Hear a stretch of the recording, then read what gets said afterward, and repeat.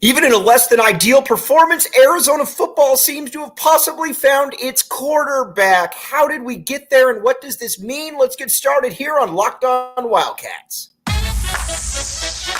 You are Locked On Wildcats, your daily podcast on the Arizona Wildcats, part of the Locked On Podcast Network, your team every day.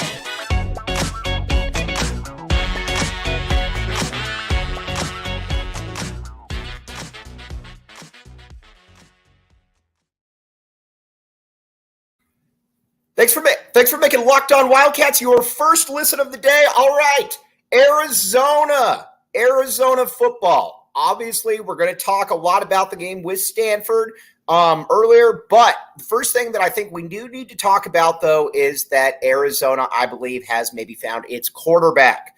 All right, now, the one thing, and I don't think a lot of people thought this would be the case going into the season, but the one thing that I think has held Arizona back this year is the quarterback play. Jayden de Laura, for whatever reason, just is not good enough, in my opinion. He struggles to read defenses. He doesn't get the field. There's just a lot of different avenues there where he just really isn't good enough. I mean, it's just kind of the way it is. He's got a big-time arm. He can move around, but there are way too many times when he's just running around aimlessly, doesn't really look like he knows exactly what he's doing out there. And when you got the kind of receivers around that you do, when you caught the offensive linemen that you do, you got to be able to do some things out there. Now, I think the first thing, too, that if you're Arizona is, what does that mean?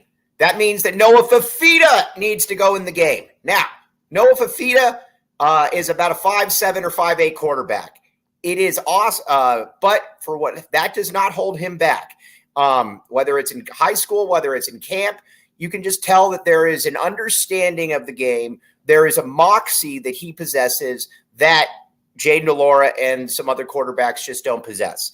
He is able to he's able to smoothly move around the pocket, smoothly navigate the pocket, and not only that, he is able to make the throws that are needed. I don't know that I've once seen him a ball get knocked down at the line of scrimmage or anything like that because of his height. Now, again, that's going to happen. I get it, but you watch him, though, and he clearly gets it. He came into a game in a tough situation right there where Arizona needed to drive to score, and he put the ball in the end zone. Then when they needed to salt the game away and he had to throw the ball, he got the first down, and he got the game out of reach right there. That is what Arizona needs. Not only does Arizona need that, Arizona needs him to be able to, I think, be the QB going forward. You watch it; he's got a great rapport with his receivers. That goes without saying. You got T-Mac out there. Obviously, that was his high school wide receiver. Not only do you have T-Mac, but you have Cowing in there, who he's able to get the ball. Lamonius Craig. Then on top of that, Kevin Green, AJ Jones, guys like that. They all know Noah Fifita. They all know what he's about, and that is obviously a very good thing for the University of Arizona. But the first things first, I think you got to be able to play him, and you got to have him out there. He's got to get the reps. He's got to be the dude. And I fully understand that the backup quarterback is always the most popular person on the team. Yeah, blah, blah, blah, blah. Get all of that. But sometimes just because what's the term? All right, sometimes a backup QB, though, is the better option. We've seen that before with Nick Foles and Matt Scott here at the University of Arizona. And sometimes coaches just get a little bit of a blind spot for a player, and when there are other players better. I think Noah Fifita is better. And again, I'm saying this with all due respect because Jedd Fisch is awesome. Jedd Fisch has been everything that we've needed here at the U of A and more, but I think Arizona's ready to take that next step. And when you've got a wide receiver when you've got a room that a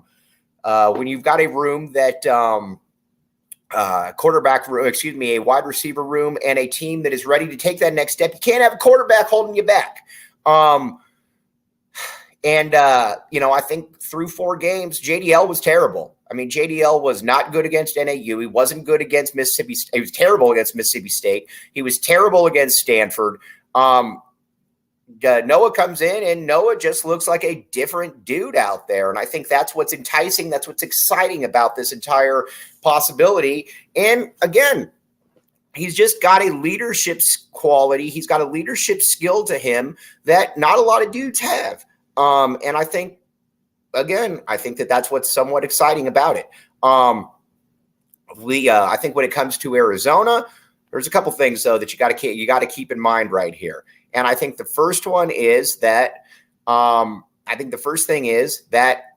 Wildcats, just going to call it the way it is, the Wildcats have to be able to score points. Because again, the defense, which we're going to get to here in a second, the defense is much improved. And again, that's kudos to Jed Fish. The defense is much improved. They're keeping you in games, but the offense got to be able to put up 30-plus points. And not only put up 30-plus points, that's got to be the way that it's got to be going forward as well. So Arizona, again, that's something that needs to happen here for the Wildcats. Now, from a defensive perspective, and then we're going to bounce back to Noah there for a few minutes. The defense is so much better. The defensive line, it's big, it's powerful, and it just looks the part in a way that Arizona defensive lines have not looked the part in a long, long time. You're big up front. Taylor Upshaw is an absolute animal. Taylor Upshaw has been, I think, what Arizona fans were really hoping would happen, and that certainly has happened. He's got 3.5 sacks now on the season. Bunch of tackles for loss, all of that. And he's just a difference maker. And not only is he a difference maker, he's a player that you look around the grand scheme of things, and he comes off the edge. He can hold the edge. He's just been very, very good for the Wildcats. You factor him in with some of the other guys on the line. Your Tyler Manoas, your DJ Uiagalelei, your Tai Uiagaleles, your Big Bill Norton, who didn't even get action in there, and some other guys. And you got to be pretty happy with what you see. Isaiah Ward also was an absolute animal out there. 1.5 sacks. I think the sky is the absolute limit for him. All right, we're going to take a quick little break, but we're going to talk about one of the little flies in the ointment for that Arizona defense.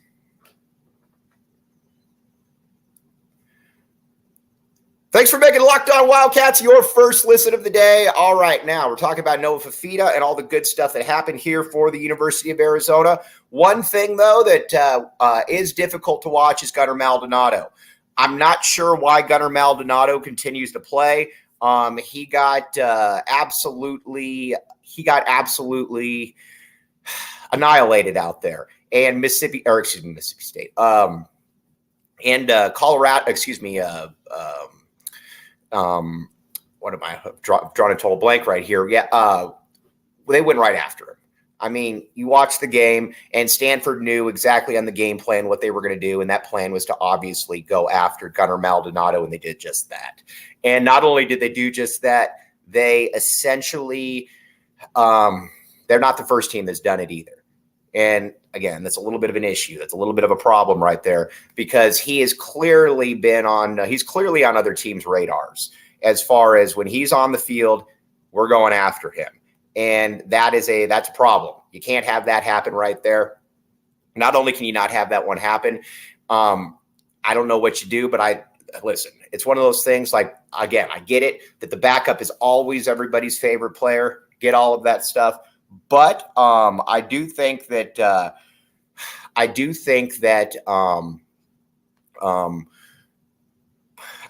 fair to say that at this stage in the game, he's got to be on the bench. Not only does he need to be on the bench, listen, if you're going to take your lumps with a young player, or if you're going to take your lumps with a player, at least take your lumps with a young player that can continue to get better. Gunnar Maldonado just kind of is who he is. Like I said, I'm sure he's a great dude. I'm sure he's a great kid, all of that. But he's just not good enough at that safety position right there, and he's going to continue to be a hindrance out there. Couple things.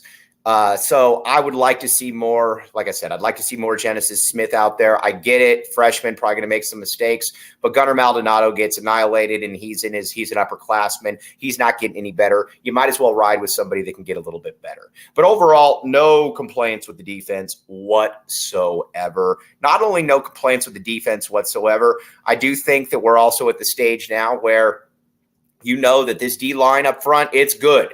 Not only is it good, you got a linebacking core that is really, really good. And then at those safety spots, very good stuff. And on top of that, at those safety spots, at those corner spots, good stuff. Not great, but good. And it's going to continue to progress right there. So again, all kinds of good stuff. Now, going back to the offensive side of the ball, like I said, you got to make that move. You got to put Noah Fifita in that game or in those games right there because he just has a command of the offense. He has a command of where he can wing the ball around that the other QBs just don't have. And he also understands the game again. And you can tell the players absolutely respond to him. The players respect him, and not that they don't respect JDL, but you can tell. You can absolutely tell that. He is he's the future right there. And not only is he the future of this, he's also, I mean, let's be honest here. You watch Noah and he's just somebody that players want to play with. They want to be around him, and leadership qualities mean so much in this day and age. So again, need him out there. And you looked at it too. I think that you're going to start seeing the quarterback, the wide receivers, start getting more catches, mainly because you're not just going to be locked in on one dude the entire time. Noah Fifita is going to be able to get the ball to those guys. Then on top of that, I think you're also going to see him utilize the tight end, the real Tanner McLaughlin right there. And not only that, you've got also some other dudes as well. I do think we're at the point now with the U of A, though, where you got to start looking for wins. I do think that Arizona is going to be able to get to a bowl game. And not only do I think they're going to get to a bowl game, I think that they can win that bowl game. But again, you got to throw Noah Fifita out there. You got to let him take his lumps. There's going to be some good. There's going to be some bad. But you got to have him take his lumps right there.